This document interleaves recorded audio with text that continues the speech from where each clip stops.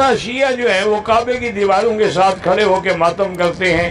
بہرحال چونکہ وہ شیعہ ہیں، ان کے نزدیک تو ماتم بھی عبادت ہے، حالانکہ اللہ کے نبی نے لعنت بھیجی ہے کہ من لبس السودا وضرب الاخدودا، جو کپڑے سیاہ پہنے اور چہرے پہ تھپڑ مارے، وہ شکل جیوبا، کپڑے پھاڑ ڈالے، سر پہ مٹی ڈالے، فرمایا لیس منا، اس کا میری سنت سے، میری جماعت سے کوئی تعلق نہیں۔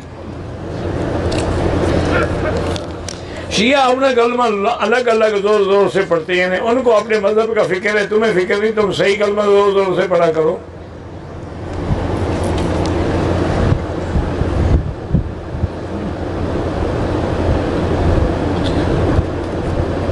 بہرحال اگر شیعہ کافر ہے تو نکاح خود بخود ہی ختم ہو گیا، کیونکہ شیعہ کی کئی قسمیں ہیں نا، یہ نہیں پتا کون ہے، دفع کرو، چھوڑو، خامخواہ اس کو تم آپ اہمیت دے رہے ہو۔ ایسے لاکھوں لوگ پیدا ہوئے، کافر بھی تو ہے نا دنیا میں، یہودی ہیں، سکھ ہیں، ہندو ہیں، تو اور صحابہ کے دشمن ہوں گے تو کیا فرق پڑے گا؟ شہید زندہ ہوتے ہیں اور زندہ کا ماتم کیوں کرتے ہیں؟ مجھے تو آج تک مسلمانوں کی پالیسی سمجھ میں نہیں آئی۔ ہم ماتم کریں تو کہتے ہیں زندہ ہیں، ہم مدد مانگے تو کہتے ہیں مردہ۔ اگر ہم کہیں گے یہ زندہ ہیں تو پھر کہتے ہیں کہ نہیں جی مدد مانگتے ہو، یہ تو مردہ ہے۔ خدا نے چھٹا پارا شروع یہاں سے کیا ہے، نہیں پسند کرتا اللہ اونچی آواز پہ رونا، مگر جہاں ظلم ہو وہاں اجازت۔ اگر تجھے زندہ کے ماتم کی اتنی تکلیف ہے، یعقوب کو پتا تھا کہ یوسف زندہ ہے، نبی تھا، جانتا تھا بیٹا زندہ ہے، پھر بھی 40 سال رویا، صرف یہ سمجھانے کے لیے کہ مظلوم کو رویا جا سکتا ہے۔ آج ہمیں بندے کہتے ہیں علم سے شفا کیسے مانگ لیتے ہو، کپڑا شفا کیسے دیتا ہے، کاش تو نے قرآن پڑھا ہوتا۔ اللہ نے یعقوب کو یوسف کے کرتے سے شفا دی تھی۔ لاکھوں دلائل، ہزاروں دلائل، جناب سارا کا چہرے پہ پیٹنا قرآن سے ثابت ہے۔ اگر کوئی بندہ کہے کہ نہیں یہ تو پچھلے نبیوں کی بات ہے، ہمارے نبی کے دور میں تو ایسا کچھ ہوا ہی نہیں، تو چلے پھر میں حوالہ لکھوا دیتا ہوں۔ حوالہ لکھ لیجئے، مدارج النبوہ، شاہ عبدالحق محدث دہلوی کی کتاب ہے، مذہب اہل سنت کی معتبر کتاب ہے۔ اس میں لکھا ہے جب جنگ احد میں رسول کے چچا حمزہ شہید ہو گئے اور احد کے شہداء کا ماتم مدینے میں ہو رہا تھا، اب جو لفظ بالکل لکھے ہیں میں وہ لفظ پڑھوں گا تاکہ کل کو کوئی ویڈیو کیمرے میں میری ویڈیو لے کے کتاب کے ساتھ ٹیلی کرے تو وہ یہ نہ کہے یہاں لفظ اور تھے، ممبر سے اور بیان کیے گئے۔ میں وہی لفظ پڑھتا ہوں جو شاہ عبدالحق محدث دہلوی لکھا ہے۔ انہوں نے کہا جب رسول مدینہ پہنچے تو پورا مدینہ ماتم کدا تھا۔ ماتم کدا کہتے ہیں ماتم کرنے والی جگہ، یا میں اس کا آسان لفظ کروں امام بارگاہ، پورا مدینہ ماتم کدا تھا۔ رسول نے صحابہ سے پوچھا یہ کس کا ماتم ہو رہا ہے؟ تو صحابہ نے کہا یا رسول اللہ یہ احد کے شہداء کے ورثہ اپنے شہداء کے لیے ماتم کر رہے ہیں۔ رسول نے ٹھنڈی آہ بھر کے، یہ محدث دہلوی کا لفظ، ٹھنڈی آہ بھر کے کہا ہائے میرے چچا حمزہ پہ ماتم کرنے والا کوئی نہیں۔ یہ کہہ کے رسول گھر گئے، انصار اپنے اپنے گھروں میں گئے، اپنی اپنی عورتوں کو بلایا، بچوں کو اکٹھا کیا اور رسول کے دروازے پہ لے کے آئے۔ میں جملے پڑھ رہا ہوں مدارج نبوہ سے۔ انصار صحابہ اپنی عورتوں کو لے کے رسول کے دروازے پہ آئے، پہلی ماتمی سنگت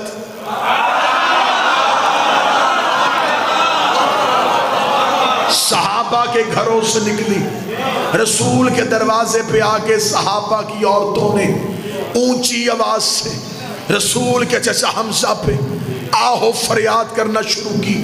محدث دہلوی کہتے رسول اندر تھے، رسول نے پوچھا یہ میرے دروازے پہ کون رو رہا ہے؟ بتایا گیا یا رسول اللہ یہ انصار کی عورتیں اپنے گھروں کو چھوڑ کے آپ کے چچا حمزہ کا ماتم کرنے کے لیے آئی ہیں۔ جملے محدث کے نہ ہو میں گردن کا لہو دوں گا۔ شاہ عبدالحق کہتا ہے رسول نے مصلی پہ دعا کی ہاتھ بلند کر کر میرے اللہ جو میرے چچا کو رونے کے لیے انہیں بھی بخش دے، ان کی اولاد کو بھی بخش دے، ان کی اولاد کو بھی بخش دے، انہیں بھی بخش، ان کی اولاد کو بھی بخش، ان کی اولاد کو بخش۔ ہر عبادت ایک نسل بچاتی ہے، حسین کا ماتم 3 نسلیں بخشوا دیتی ہے۔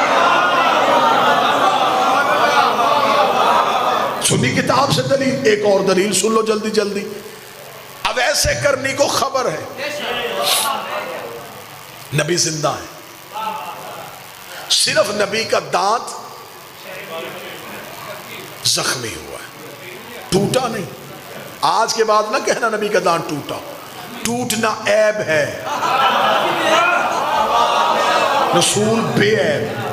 دانت ٹوٹ جاتا چہرے میں نقص آ جاتا، جہاں نقص ہو وہ کامل نہیں ہوگا۔ دندان مبارک زخمی ہوا، اب ایس کو خبر پہنچی، رہتا وہ کرن میں تھا، دیکھا پیغمبر کو تھا نہیں، پتھر اٹھایا، پہلا زخمی کیا، ذہن میں آیا کہ شاید نبی کا یہ نہ ہو، پھر دوسرا، پھر ذہن میں شاید یہ بھی نہ ہو، پھر تیسرا، سارے کے سارے توڑے، لہو منہ سے نکل رہا ہے۔ نبی بیٹھے ہیں مدینے میں، یکدم نبی کے جسم میں جھرجھری آئی، صحابہ نے کہا یا رسول اللہ کیا؟ رسول نے دیکھا میرے صحابیوں، مجھے جنت کی خوشبو تمہارے گھروں سے نہیں کرن سے آ رہی ہے، مجھے جنت کی خوشبو کرن سے آ رہی ہے۔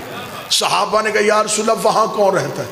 فرمایا اگر تم میں سے کوئی کرن جائے، وہاں میرا ایک عاشق ہے، اس کا نام اویس ہے، اسے میرا سلام کہنا۔ میں بات سمجھا ہی نہیں سکا، محمد وہ ہے جسے اللہ سلام کر رہا ہے، نبی وہ ہے جو اپنے عاشق اور اپنے ماتمی کو سلام کر رہا ہے۔ نبی نے کسی صحابی سے نہیں کہا کہ جلدی جاؤ تیز رفتار گھوڑا لے کے جاؤ اویس کو گرفتار کرو، گرفتار کر کے لاؤ، میں زندہ تھا۔ اس نے زندہ کی یاد میں ماتم کیوں کیا؟ نبی نے کہا اسے جا کے خوشخبری دو کہ تمہیں نبی سلام کہہ رہا ہے۔ چل نبی نے تو محبت میں کہہ دیا تھا، خدا ہی کہہ دیتا کہ جسم میرا تھا، میں نے تجھے امانت دی، تو نے اسے زخمی کیوں کیا؟ خدا نے بھی لاڈ کی انتہا کر دی، خدا نے بھی جنت سے کیلا فرش پہ بھیج دیا کہ اب منہ میں دانت نہیں ہے، غذا نرم چاہیے، چبا نہیں سکتا، جنت سے کیلا، اویس کی محبت میں آیا۔ پھر تو مولوی کو مان لینا چاہیے نا، عشق میں ماتم کرو، لنگر کے انتظام خدا کرتا ہے۔ ماتم کے لیے ایک نہیں 1000 دلائل کے انبار لگائے جا سکتے ہیں، لیکن جس نے نہیں کرنا، ماتم رسم نہیں، ماتم عشق۔ تیرا دل تڑپے کہ 2 ہاتھ سینے پہ مار، اسے ماتم کہتے ہیں۔